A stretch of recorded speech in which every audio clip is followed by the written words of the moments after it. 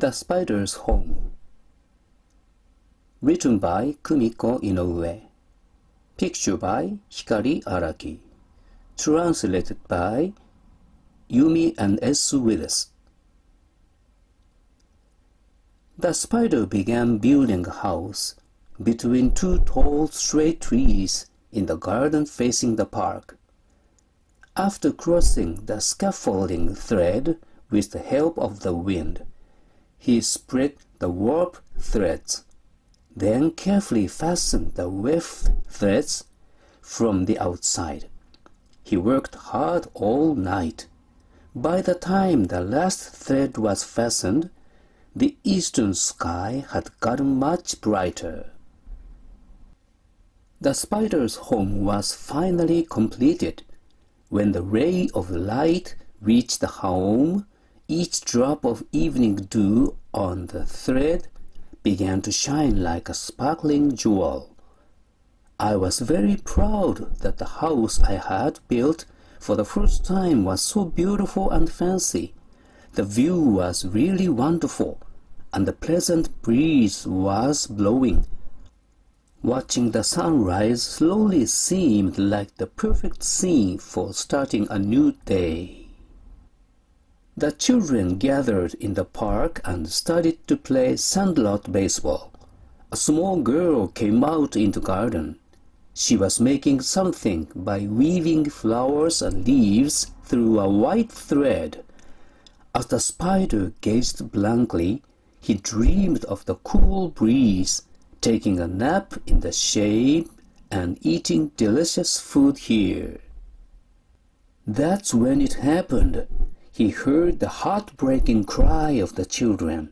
At the same time, he realized that his body was floating through the air and then dangling from a thread. He had absolutely no idea of what had happened. The children came running and called out to the little girl in the garden. The little girl found the ball and handed it to the boy. As the boys received the ball, they said, "We're sorry, very sorry. We'll be careful," and ran off. When the spider reeled in the thread to return home, what did he see but a big hole in his house? So it had lost its sparkles and was in a tragic state. He was at a loss for a while. When he turned around casually, there was a little girl looking up at him anxiously. "It's broken, isn't it? Are you okay, Spider?" The spider was glad she talked to him, but didn't know what to answer. It had happened all too suddenly. She was weaving the flowers and leaves again. How much time has passed? I can't be like this forever. Without a home, I won't be able to eat. I've got to do something, but what? Should I plug up the big hole or build a new house again? I have no idea. Besides, I don't want to see my new house so horribly broken again. After pondering, the spider came up with the idea of building a house with a stronger thread. The white thread the girl was using looked strong and just right for building a house. Whatever the girl was making turned into a cluster of pink flowers. Next, she started making a cluster of blue flowers. The spider plucked up the courage and called out, "Hey, can you give me some of that white thread?" "Okay, sure," said the girl as she handed one thread to the spider. The spider tried to get the thread with his leg, but up close he saw that the thread was thicker than he had thought. Certainly, the house would be much sturdier. The only problem was that he wouldn't be able to hold it up himself. So he asked the girl, "Can you help me?" "Of course, my pleasure." The spider had the girl hold one end of the thread while he tried to complete the warp, but it didn't go well.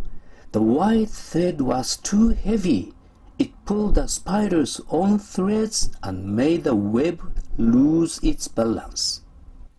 After trying this and that, the spider handed the white thread back to the girl. He decided to use his own thread. Pretty soon he got into the swing of weaving. The girl, who had been watching for a while, relieved to see the spiders at work, went back to her own project. The spider tied the weft thread without hesitation and worked single-mindedly. Before he knew it, the house was completed.